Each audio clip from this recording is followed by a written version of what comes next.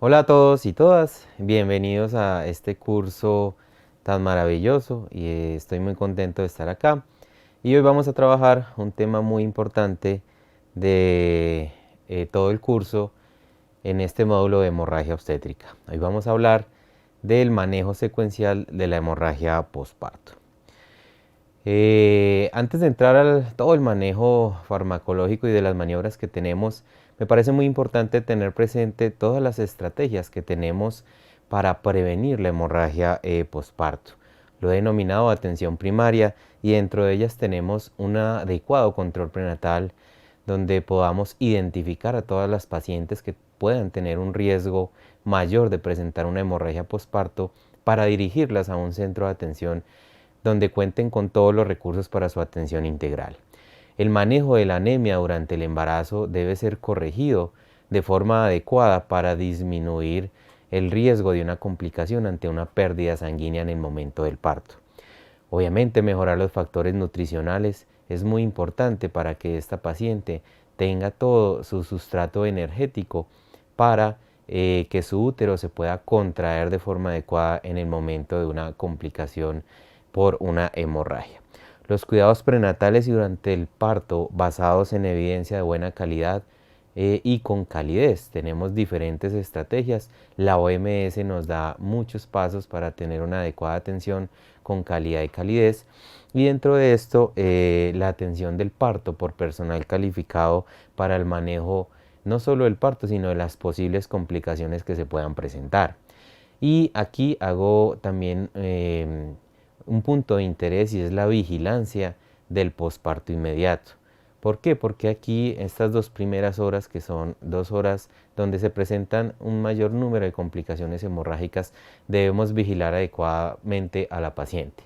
¿Qué recomendamos nosotros? Una vigilancia cada 15 minutos durante las 2 primeras horas, donde vigilamos el sensorio, el estado de conciencia, el tono del útero, el sangrado y obviamente los signos vitales. Y ante el deterioro de alguno de estos signos vitales, pues informar, alertar a todo el equipo de respuesta rápida, como lo hemos visto durante las otras conferencias en este curso. Y obviamente educar a las gestantes, darles una adecuada preparación en su control prenatal para que sepan a qué se van a ver enfrentadas en el momento de un nacimiento, las posibles complicaciones, no con el fin de asustarlas, sino con el de prepararlas para que tengan presente que se puede presentar alguna eventualidad, que se puede manejar y que estén prestas obviamente para colaborar ante cualquier situación. Sin embargo, de las estrategias más importantes y las que probablemente mejor evidencia pueden tener para la prevención de la hemorragia postparto sigue el manejo activo del alumbramiento. Manejo integral en el cual tenemos administración de medicamentos oxitóxicos, colocar el bebé encima de la madre, el contacto de piel a piel con un pinzamiento tardío del cordón y la extracción de la placenta con la maniobra de tracción-contratracción si es hecha por personal especializado. Lo vamos a ver más adelante y vamos a hablar un poco del masaje uterino para la prevención. El otro punto es el parto institucional, debemos fomentarlo y lo pongo aquí como parto intercultural porque tenemos poblaciones de diferentes comunidades, entre ellas las indígenas, que tienen unas tasas de mortalidad materna mayor que la población o otro tipo de poblaciones. Por lo tanto, debemos invitar a estas gestantes a que tengan el parto de forma institucional, donde podamos tener todas las medidas de prevención y obviamente de manejo ante una complicación. Esta adecuación hará que nuestras gestantes se sientan más cómodas y obviamente probablemente esto puede mejorar y disminuir la hemorragia postparto. Cuando empezamos para el manejo activo del alumbramiento, entonces una de las grandes estrategias que tenemos y probablemente la más eficaz y eficiente viene siendo la administración de uterotónicos. Tenemos una gran variedad de medicamentos disponibles para este objetivo y quiero nombrarles este metaanálisis en red que es muy interesante porque hizo una comparación de los diferentes medicamentos que tenemos, ya sea en su presentación única o en combinaciones como la ergometrina más oxitocina, y ellos en este estudio vieron o se dieron cuenta que todos los medicamentos fueron efectivos para prevenir la hemorragia posparto mayor a 500 mililitros cuando se comparaban con placebo. También se dio cuenta en este estudio que todos fueron efectivos para la hemorragia posparto mayor a 1000, excepto las prostaglandinas inyectables cuando se comparaban con placebo o con ningún medicamento. Los resultados para carbetocina, la evidencia no fue la mejor, no le fue muy bien cuando miraban la calidad de la evidencia de los estudios para la carbetocina, y los que mejor, digamos, les fueron las combinaciones de uterotónicos como la ergometrina combinada con oxitocina, el misoprostol con oxitocina, y digamos que ocuparon como los primeros puestos, pero cuando se miraban obviamente la probabilidad de presentar eventos secundarios o eventos adversos, estos medicamentos fueron los que mayor número de eventos adversos presentaron. Por ejemplo, la fiebre, la diarrea con el misoprostol, y con la ergometrina obviamente los procesos de hipertensión que obviamente disminuyen la favorabilidad para este tipo de medicamentos y de combinaciones. El misoprostol fue menos efectivo cuando se comparó con oxitocina en la prevención para la hemorragia posparto mayor a 1000, que finalmente es la más grave, y los estudios tenían una buena evidencia. Entonces, en conclusión, ¿qué podemos decir con este estudio y con otros tantos que hay en la literatura?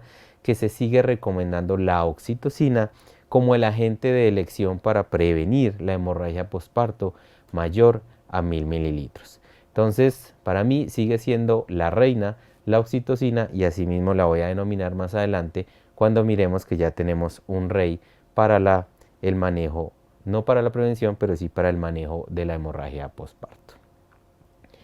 Entonces, el otro componente que se tenía para la prevención en el manejo del alumbramiento activo era el masaje uterino concomitante con la administración del uterotónico. En el año 2013 sale un estudio multicéntrico aleatorizado donde se dividieron aproximadamente 1170 pacientes con oxitocina más masaje y 1170 donde solo se administró la oxitocina. No se encontraron diferencias estadísticamente significativas, por lo tanto actualmente no recomendamos el masaje profiláctico para la prevención de la hemorragia posparto. Ojo, una cosa es la prevención y otra cosa es el tratamiento. Entonces, ¿cuándo no lo aconsejamos? Cuando estamos hablando de prevención de la hemorragia posparto. Entonces, el masaje uterino definitivamente ya no es una maniobra para prevenir esta complicación. Cuando hablamos de la tracción contra tracción del cordón, es una maniobra, este metaanálisis del 2014 con 30.532 pacientes demostró que se tenía una menor necesidad de la extracción manual de la placenta con este RR y el intervalo de confianza. No hubo diferencias en hemorragia posparto grave o uso de uterotónicos adicionales, por lo tanto, la recomendación actual es que se debe hacer siempre y cuando yo tenga una técnica adecuada y tenga un personal capacitado o entrenado en realizar la maniobra. Si el personal que está teniendo el parto no tiene la capacitación para realizar esta maniobra, es mejor que no la realiza y permita únicamente realice la administración del uterotónico y permita que la placenta salga de forma espontánea.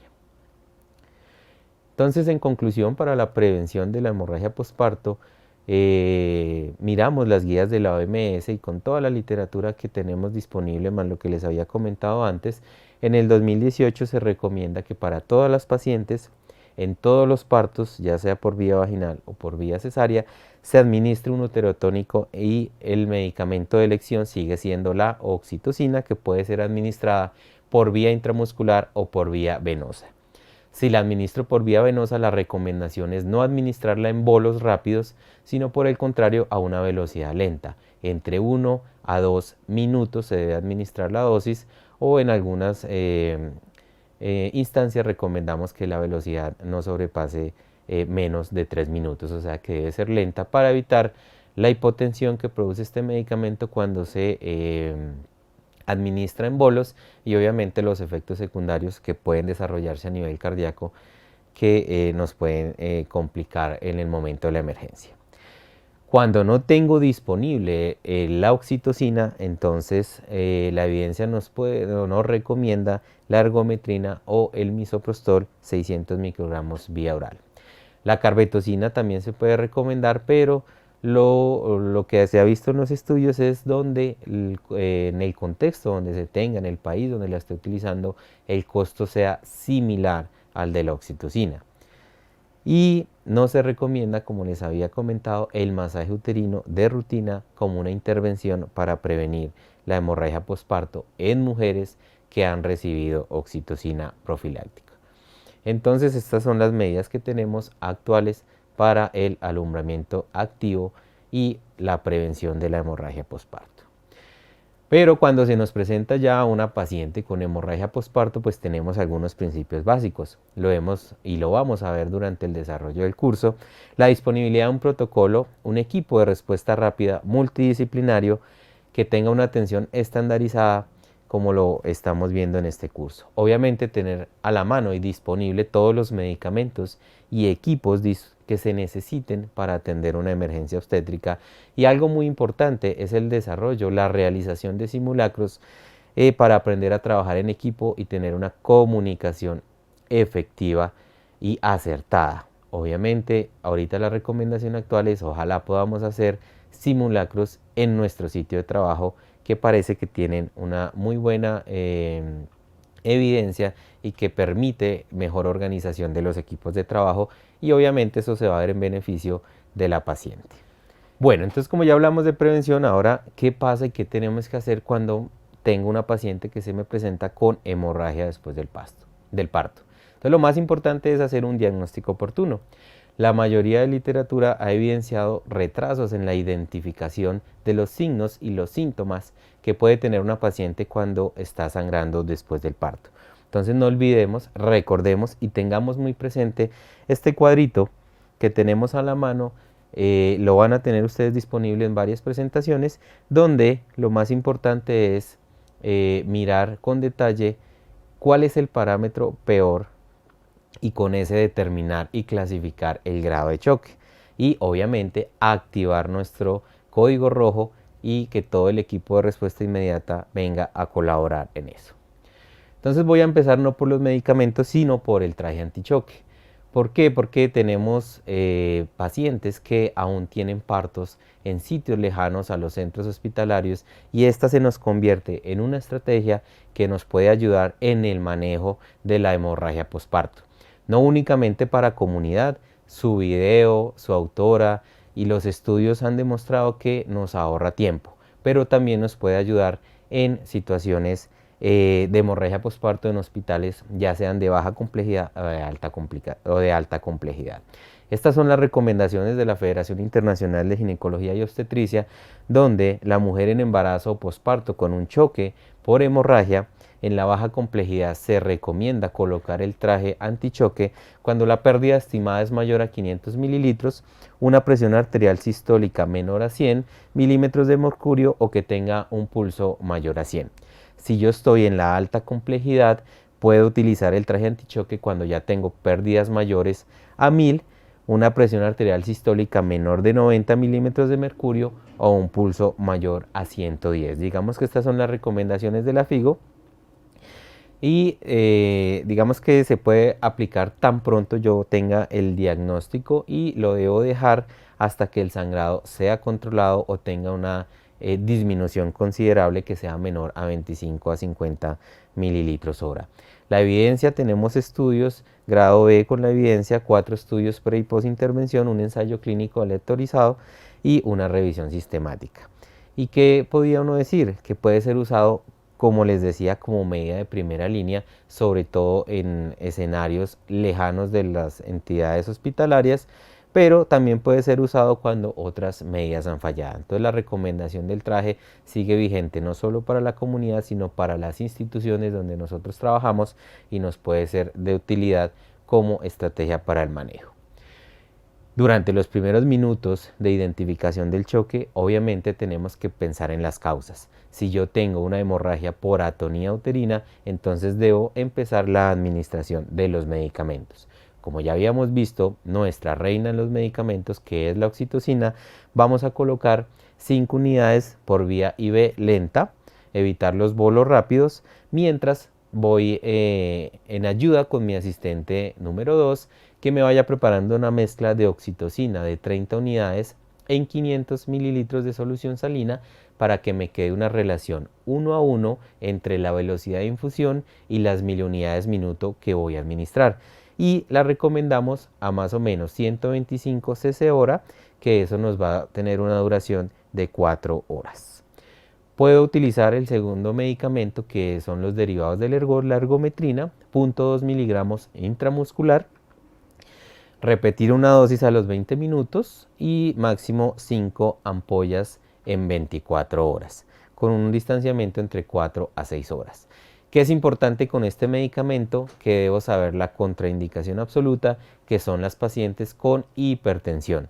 Todo el espectro de la hipertensión en el embarazo está contraindicado. Entonces debemos conocer muy bien los antecedentes de la paciente para evitar administrar un medicamento que puede generar complicaciones e inclusive llevar a la muerte después a estas pacientes. Obviamente, mientras yo estoy administrando estos medicamentos, me van preparando la mezcla de oxitocina, yo puedo de forma concomitante hacer el masaje uterino bimanual, que me va a empezar a disminuir el sangrado, me va a probablemente ayudar a mejorar el tono y obviamente estoy haciendo un manejo secuencial de la hemorragia posparto. Cuando queremos mirar otros medicamentos que se han tenido en el arsenal farmacológico, uno de ellos es el misoprostol, y quise traer esta revisión donde el objetivo era evaluar la efectividad y seguridad de cualquier intervención dirigida al tratamiento de la hemorragia posparto primaria. ¿Qué encontramos allí? Que el misoprostol, comparado con el placebo, como terapia adicional en mujeres que recibieron uterotónicos convencionales, no hubo reducción en la mortalidad, ni reducción en la histerectomía, ni tampoco reducción en pérdidas adicionales mayores a 500 cc o a 1000 cc. Entonces, ¿qué concluyen los autores de esta revisión? Sigue siendo la oxitocina el medicamento de elección como el tratamiento más efectivo para la hemorragia posparto, y el misoprostol no ofrece ningún beneficio adicional cuando se compara con placebo como terapia adicional en mujeres que han recibido uterotónicos convencionales. Entonces, ¿qué podríamos decir del misoprostol? Que es un medicamento que se aconseja para el manejo únicamente cuando yo no dispongo de los otros uterotónicos convencionales o de primera línea en el manejo de la hemorragia posparto. Pero aparece este estudio en el 2017, el Woman Trial, que es un estudio para mirar el uso del ácido tranexámico en el tratamiento de la hemorragia posparto. Es un ensayo clínico doble ciego controlado con placebo. Se realizó en 193 hospitales del mundo en 21 países, y el resultado pues era mirar la muerte por todas las causas y histerectomía posparto. 20.060 mujeres aleatorizadas, 10.051 para ácido tranexámico y 10.009 administración de placebo. ¿Qué fue interesante de este estudio? Que era el manejo convencional que realizaban las instituciones para la hemorragia posparto, y se adicionaba el ácido tranexámico o el placebo. ¿Qué se encontró? Que la muerte por sangrado se redujo en el grupo de mujeres que había recibido ácido tranexámico, con una reducción de 0.81, con el intervalo de confianza que se muestra aquí entre 0.65 a 1, con una P estadísticamente significativa. ¿Cuándo se produce esa reducción de muerte por hemorragia? Cuando se administra entre 1 a 3 horas después del parto. Y ahí es donde tiene mejor evidencia, mejor eficacia, y por lo tanto la OMS, después de este estudio, hace las recomendaciones, que es el uso temprano del ácido tranexámico adicional al tratamiento estándar para todas las pacientes con hemorragia posparto, ya sea por vía vaginal o por cesárea. Yo he llamado a este medicamento el rey. Entonces, la reina la oxitocina, el rey el ácido tranexámico. Por lo tanto, el rey y la reina deben ir juntos, como en la mayoría de escenarios. Entonces, se vuelven dos medicamentos que se administran de forma concomitante. ¿Cuál es la dosis del ácido tranexámico? 1 gramo aplicada de forma intravenosa, para pasar a una velocidad de aproximadamente 100 miligramos por minuto durante las primeras 3 horas postparto. No debe aplicarse si se ha superado este tiempo. La otra recomendación, y yo puedo repetir la dosis si después de 30 minutos de haber administrado la primera, la paciente sigue sangrando, yo puedo administrar una segunda dosis igual, o si después de 24 horas la paciente me vuelve a sangrar, yo puedo administrar una segunda dosis de nuevo de 1 gramo. Entonces, el ácido tranexámico debe ser reconocido como una intervención que salva vidas y debe estar disponible para el tratamiento de la hemorragia posparto en todas las instituciones o instalaciones o sitios de atención de parto donde se pueda presentar una emergencia obstétrica. Entonces, ¿qué tenemos en resumen para el manejo de la atonía uterina? La oxitocina, que la dosis va entre 40 a 200 miliunidades minuto, no exceder 60 unidades en las 24 horas. La metilergonovina o la metergina, 0.2 miligramos intramuscular, que puedo repetirla en 20 minutos, y máximo 5 dosis en 24 horas. Contraindicación absoluta en las pacientes con trastornos hipertensivos, y se me había olvidado las pacientes con cardiopatías, donde también está totalmente contraindicada, y se menciona también la migraña como una contraindicación. Y el ácido tranexámico, que no solo lo vamos a colocar en atonía uterina, sino en cualquier etiología de la hemorragia posparto. Como habíamos visto, 1 gramo en IV para pasar en 10 minutos dentro de las primeras 3 horas después del parto. Si la hemorragia posparto es causada por tejido, obviamente lo que tenemos que hacer es remover ese tejido que está dentro del útero. Entonces, para eso tenemos la maniobra de la extracción manual de la placenta, en la cual introducimos nuestra mano previa sedación, una buena analgesia de la paciente y el uso de antibiótico profiláctico. Me voy guiando a través del cordón con la mano en forma de embudo para no ir a lacerar la vagina. Ingreso hasta donde se inserta el cordón, me desplazo de forma lateral para ir desprendiendo el sitio de inserción de la placenta y la sujeto y hago la extracción de la placenta. Si yo veo que me presenta dificultad porque la placenta está bastante adherida, debo suspender la maniobra porque me encuentro ante una patología que es el acretismo placentario, una inserción anómala de la placenta, y debo parar porque si sigo o intento desprender la placenta en ese momento voy a tener mayor sangrado y mayor complicación. Otras maniobras que nos pueden ayudar para el manejo de la hemorragia posparto, algunas que son momentáneas, por decirlo así, o los hago mientras voy utilizando el arsenal farmacológico, es la compresión uterina bimanual, que ya la habíamos mencionado. Introduzco una de mis manos por la vagina hacia la parte anterior del cervix y con la otra por encima del abdomen materno hago que las dos paredes del útero se enfrenten y empiezo a realizar el masaje. Esto con el fin de disminuir el sangrado. Obviamente son medidas transitorias mientras estoy haciendo todo el manejo secuencial que hemos venido hablando. Otra maniobra que me puede servir es la compresión externa de la aorta, más o menos ligeramente por encima del ombligo, y un poco hacia la izquierda hago una presión hacia el cuerpo de la señora, hacia la parte de atrás, con el fin de comprimir la aorta y disminuir el flujo sanguíneo hacia el útero, lo que me va a disminuir el sangrado de forma momentánea. Mientras hago la presión, para saber que la estoy haciendo con la suficiente fuerza, debo palpar el pulso femoral con el fin de notar que disminuye notablemente, y ahí me está indicando que estoy haciendo la fuerza necesaria y suficiente para hacer de forma correcta la maniobra. Si se me presenta una complicación como vemos acá, que es la inversión uterina, lo que debo hacer es suspender inmediatamente todos los uterotónicos que esté administrando, administrar un relajante que puede ser nitroglicerina y sujetar con mi mano el fondo del útero y llevarlo hacia el fondo como hacia el ombligo, intentando revertir la porción que se me ha salido. Una vez lo logro hacer, dejo mi mano adentro y una vez he reposicionado el útero, debo administrar nuevamente los uterotónicos.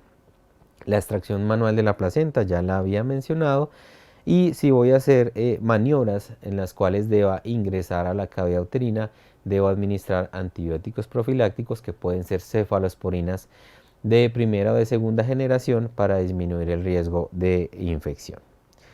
Las otras maniobras, pues el balón hidrostático, ya vamos a hablar un poco más de ellos, y el traje antichoque que ya lo habíamos mencionado, que aumenta o mejora o redistribuye la circulación sanguínea de los miembros inferiores hacia el tronco, y obviamente esto me mejora la perfusión a órganos vitales.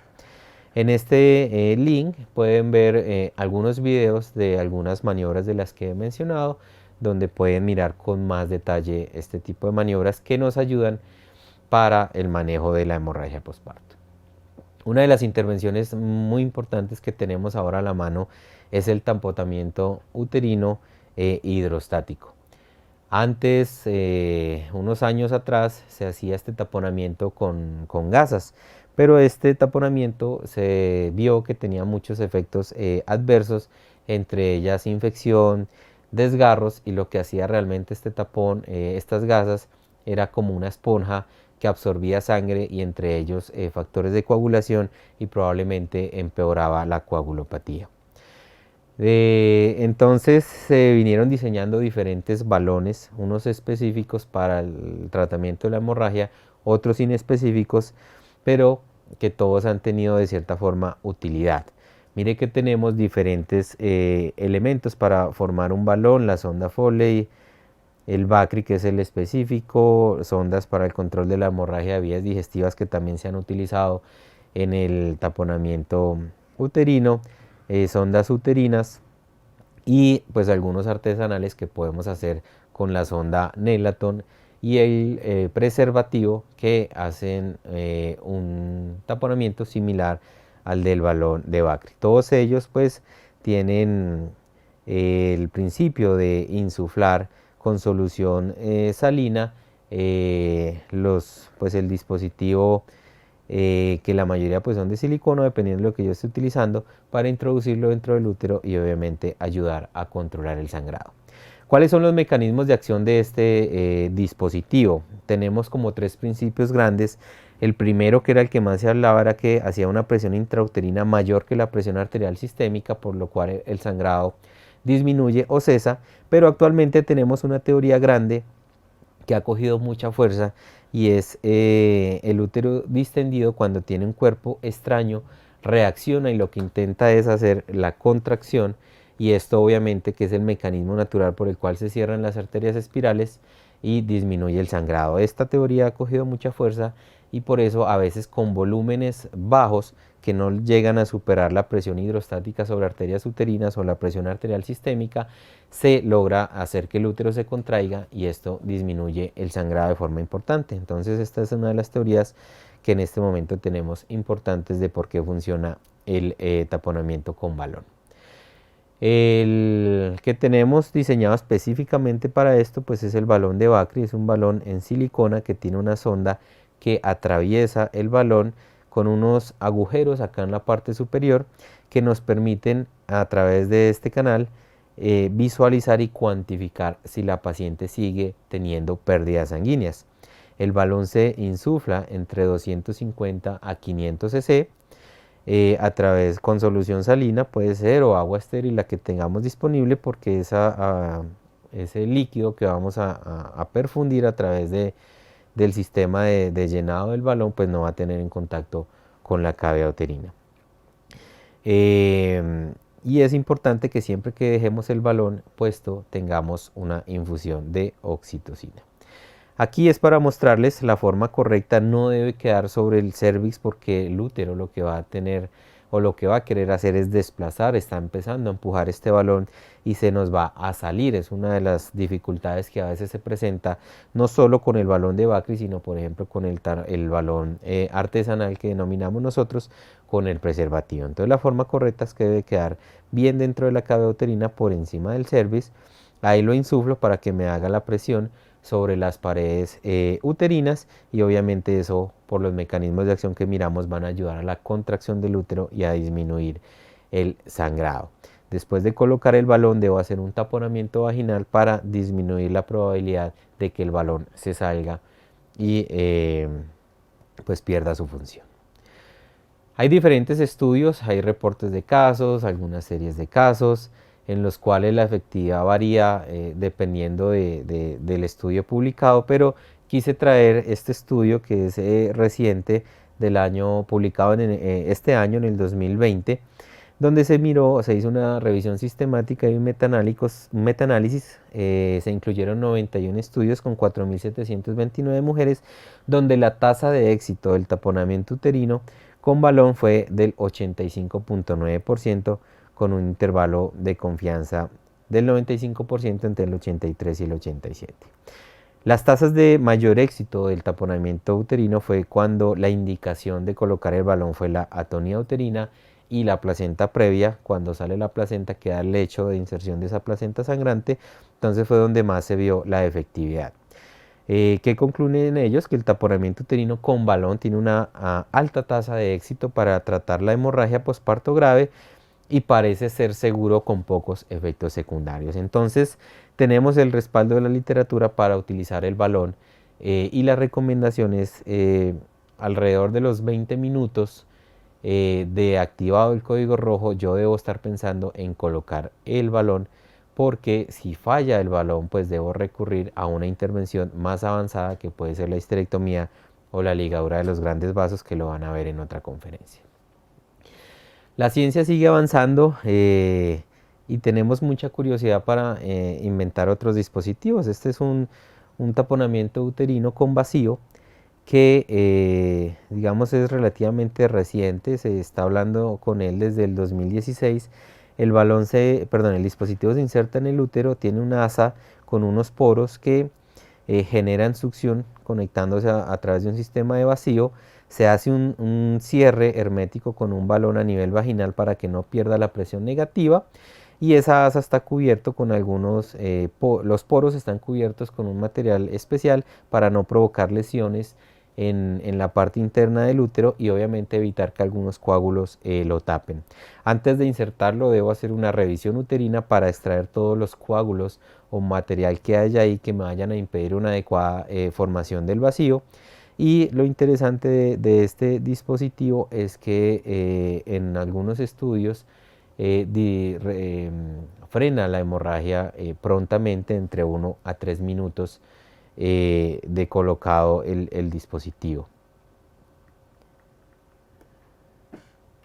¿Qué evidencia tenemos? Este, digamos, es el último artículo que encontré, publicado en el 2020, donde aproximadamente estos autores utilizaron el dispositivo en 107 pacientes con una alta efectividad, aproximadamente del 94%. Entonces ellos concluyen que puede ser un dispositivo nuevo como una opción de tratamiento rápido y eficaz para la hemorragia posparto. Y muy interesante es que ellos encontraron pocos eventos adversos. Algunos fueron infecciones, alguno fue una dehiscencia de un desgarro ya suturado. Entonces realmente fueron pocas las complicaciones. Entonces puede ser una alternativa nueva para el tratamiento de la hemorragia posparto. Yo creo que todavía se necesita más evidencia, y obviamente pues miraremos la disponibilidad que se pueda tener de este dispositivo en nuestros países, donde a veces no tenemos alternativas tan novedosas como esta.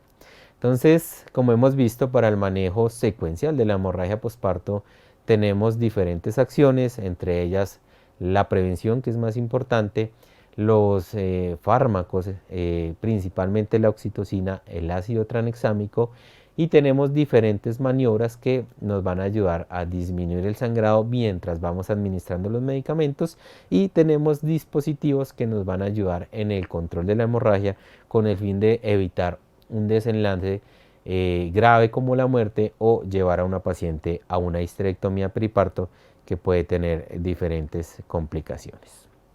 Muy bien, entonces puntos clave para terminar ya esta conferencia: la prevención siempre será la mejor estrategia en la hemorragia posparto. Si yo logro prevenir un evento, pues obviamente voy a disminuir la morbimortalidad. La oxitocina sigue siendo la primera línea, tanto en la prevención como en el tratamiento de la hemorragia posparto. Y llega nuestro rey, que es el ácido tranexámico, que es un nuevo medicamento con buena evidencia para el manejo de la hemorragia posparto. El taponamiento uterino con balón u otros dispositivos y el traje antichoque son alternativas también para el manejo de la hemorragia posparto y se nos convierte en una ayuda que es relativamente fácil su aprendizaje y que nos puede contribuir a disminuir la mortalidad y las complicaciones por hemorragia posparto. Reiteramos en todas estas conferencias, el trabajo en equipo es fundamental, organizar los equipos de respuesta rápida, la simulación in situ, que ahorita se nos convierte en una forma de entrenamiento de nuestro personal, y qué mejor que hacerlo en nuestras instituciones de trabajo, y han sido claves e importantes en el éxito del manejo de la hemorragia posparto. Y recordemos que el manejo secuencial con medicamentos y con maniobras y con los dispositivos son un pilar fundamental en la hemorragia posparto. Bueno, esto era lo que traía para decirles hoy. Muchas gracias a todos y espero que el curso sea del agrado de todos y que aprendamos todos mucho. Feliz día.